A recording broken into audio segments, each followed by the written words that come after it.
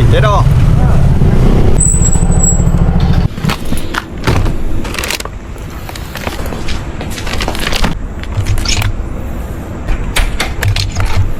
Bismillah. Order tak sambung lah. Lepas Texas lah. Mana tahu ada kan. Bangau. Bangau lah. Betul.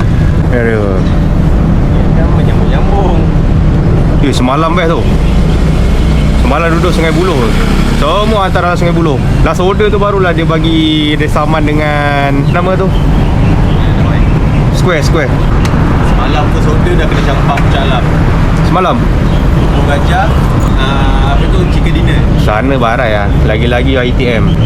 Atap pukul 12 tak payah masuk lah ITM. Dah lah jauh, kena scam pula. Aduh. Semalam cash. Okay. Macam mana?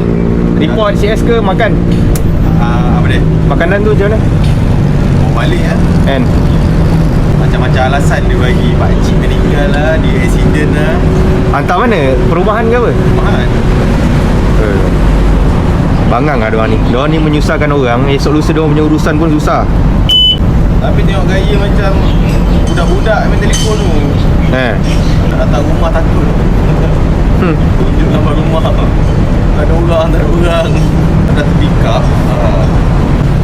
Syang lah. Malah nak pusing-pusing. Kalau pusing-pusing pun tak guna. Kan? Jadi kalau betul ada order, tak payah pusing-pusing.